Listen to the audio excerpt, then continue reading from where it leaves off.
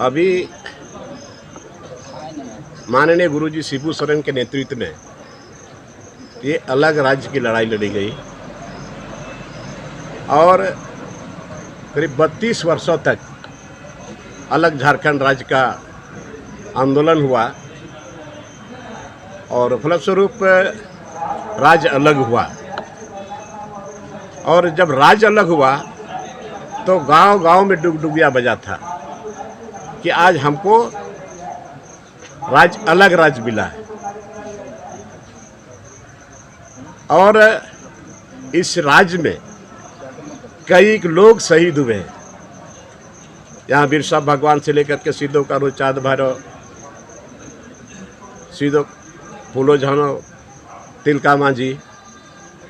तो लोगों के ऊपर ये राज्य अलग होने के बाद लोगों को ये पूरा विश्वास हुआ कि ये राज्य उन्नति करेगा, यहाँ विकास होगा और यहाँ पर जो एसपीटी एक्ट है, सीएनटी एक्ट है, इसके चलते यहाँ का जगह जमीन बचेगा और हमारा भाषा संस्कृति वो सारा चीज़ बचेगा।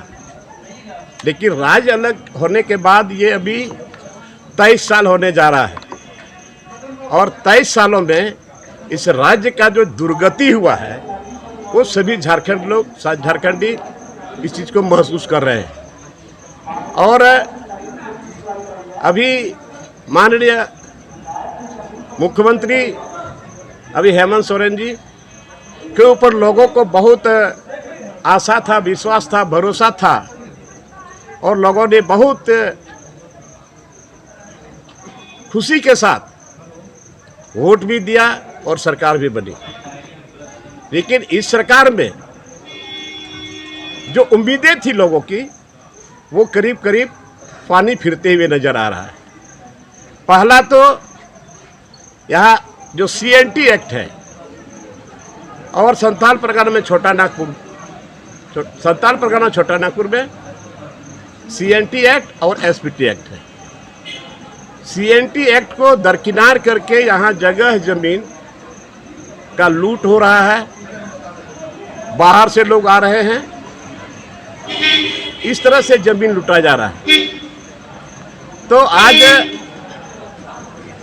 यहाँ सीएनटी एक्ट, एसपीटी एक्ट को भी दरकिनार किया गया और साथ साथ पेशा कानून को भी एक्ट दरकिनार करके रखा गया। तो आज ये पेशा एक्ट अभी आप लोग कुछ दिन पहले देखे हैं कि यहाँ पर एक यहाँ का जो गजट प्रकाशित हुआ और उसमें पेशा एक्ट का प्रारूप तैयार किया गया और अभी उसको पब्लिक डेवलपमेंट में भेजा गया। तो ये मैं समझता हूँ को ये कहता हूँ कि ये बिल्कुल आईवास है। ये झारखंडियों के साथ एक छलवा है कि आखिर आप जब जानते हैं कि ये पेशा एक्ट स्पेशल केंद्रीय कानून है, ये सेंट्रल एक्ट है और ये 12 दिसंबर 1996 को लागू हुआ था और उसमें 1 साल का अवधि राज्य सरकार को दिया गया था कि आप इसमें संशोधन के साथ साथ रिपील भी आप कर सकते हो। लेकिन नहीं किया और नहीं करने के उपरांत ये लागू माना गया, ये लागू हो गया। तो केंद्र ने इतना बड़ा चीज दिया यहाँ के लोगों को अस्मिता बचाने के लिए, यहाँ का भाषा और संस्कृति बचाने के लिए, लेकिन ये सरकार ने अभी तक उस पर कोई पहल नहीं किया। लेकिन अभी ये नियमावली बना रहे, ये प्रारूप तैयार कर रहे हैं। तो मैं कहता हूं कि बेटा बड़ा होता है कि बाप बड़ा होता है। ये केंद्र का कानून है, इस केंद्र को कानून को दरकिनार करके अभी ये एक प्रारूप तैयार करके ये पब्लिक डोमिनेट में इसको भेजा गया है। यहाँ के लोगों को एक तरह से मूर्ख बनाया जा रहा है।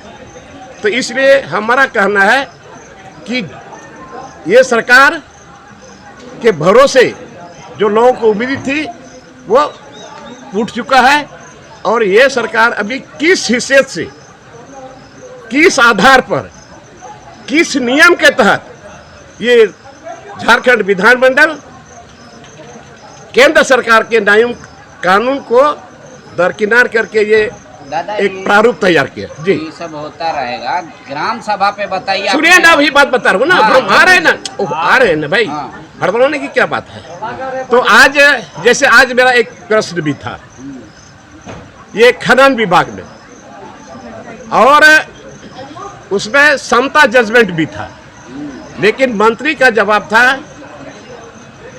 पहले स्वीकारात्मक लिखा, इसके बाद में बोलता है कि हमने ग्राम सभा कराया है। मैंने चैलेंज किया कि कहीं भी पूरे झारखंड में कहीं भी वन पट्टा देने में, लीज देने में अगर आपने ग्राम सभा कराया है तो आप उसको दिखाइए। जवाब नहीं दे सका। तो आज पेशा एक्ट अभी ये लोग बोल रहा है कि आज भी बोला कि इसका नियमावली बन रहा है, तो कब तक बनेगा, क्यों बनाने का कोई अधिकार नहीं। इसलिए पैसा एक्ट को इसको धरातल पर उतारे, लागू करें। और मैं समझता हूं कि ये मुख्यमंत्री एक तरह से लोगों को लॉलीपॉप दे करके छलना चाहते हैं, और इसलिए बार बार इस बात को मैं बोलता हूं कि अभी भी समय है, समय रहते पी पैसा एक्ट को लागू करें और यहाँ के लोगों का जो उम्मीद थी, जहाँ का जल जंगल जमीन ये बच सके। तो वैसे ही यहाँ पर स्थानीय नीति भी नहीं बना पाया, नियोजन नीति भी नहीं बन पाया। तो एक तरह से ये सरकार बिल्कुल फेल है, और समय रहते सचेत हो जाए, और नहीं तो 2024 में बहुत ही महंगा पड़ेगा। पहले से मैं बोलते आया हूँ, क्योंकि सारे लोग इस बात को समझ रहे हैं कि ये सरकार यहाँ का जो भी कर रहा है धरातल पर नहीं उतर रहा है। दादा, आपकी पार्टी के जो दूसरे विधायक हैं वो ये कह रहे हैं कि हम तो बनाए 1932 खतियान भी लागू किए, स्थानीय नीति भी, लेकिन वो तो गवर्नर लौटा दिए। तो बीजेपी से पूछिए कि गवर्नर के यहाँ से क्यों लौटा, इस पर क्या मतलब सरकार ये करी हमने किया, लेकिन इसमें अरंगा बीजेपी ने लगाया। बीजेपी को खामखा दोष दे रहा है। बीजेपी क्यों, अगर आप उसमें त्रुटिपूर्ण नहीं रहता तो बीजेपी कैसे रोकता। ये तो महामहिम राज्यपाल यहाँ से लौट गया ना, तो बीजेपी को दोष दे रहा है क्योंकि वो विपक्ष में है। लेकिन आप अपना खामियों को आप नहीं देख रहे हो कि कहाँ खामियां हैं, फिर आपको उसको सुधार करके करना चाहिए था ना। तो 32 का खतियान वो भी नहीं हो सका, न नियोजन नीति बन सका, और न यहाँ स्थानीय नीति बन सका, और न यहाँ पैसा एक्ट बचा, और न यहाँ CIT एक्ट बचा, और न SPT एक्ट बचा। तो हेमंत जी का कौन सा काम आपको अच्छा लग रहा है? एक भी काम नहीं जो यहाँ के लोगों को चाहिए वो काम कहाँ कर पा रहे हैं? एक भी काम नहीं। बताइए आप लोग कौन काम किया? ये तो यार रूटीन वर्क है, पुल पुलिया, ये पेंशन। लेकिन यहाँ के लोगों को जो इन्होंने मैनिफेस्टो में दिया था, जो यहाँ के लोगों के लिए जरूरी था, लेकिन कहाँ हो पाया आज तक। तो आप बाबा से इनकी शिकायत क्यों नहीं करते हैं? बाबा से क्या शिकायत करके मुख्यमंत्री अपने बने हैं। ये तो बाबा को एक तरह से समझिए कैद करके रखे हैं। मैं बता रहा हूँ कि यहाँ अभी हम लोग देखिए ना, बिहार में लालू यादव मुख्यमंत्री, उसका बेटा, इसके बाद रामविलास पासवान का बेटा, वो भी विधायक, वो भी मंत्री, फिर ऐसे ही बहुत लोग हैं। लेकिन किसी ने अपने पिता को कैद करके नहीं रखा।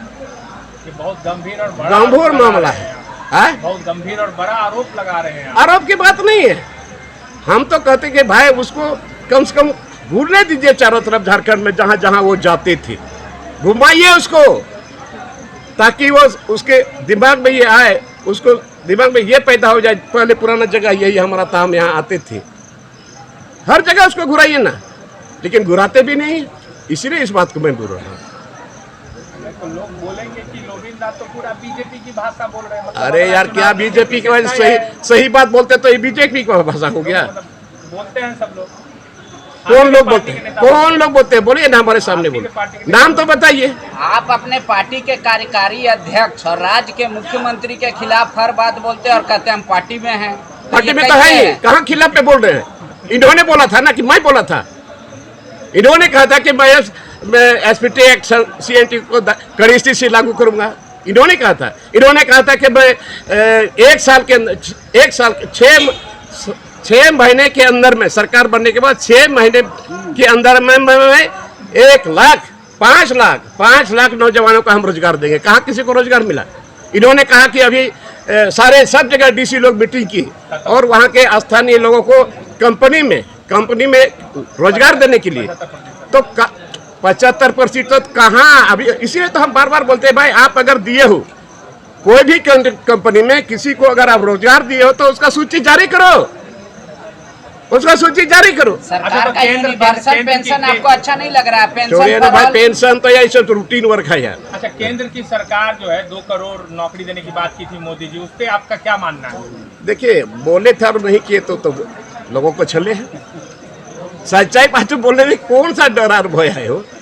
ठीक है दादा, ठीक है दादा। आज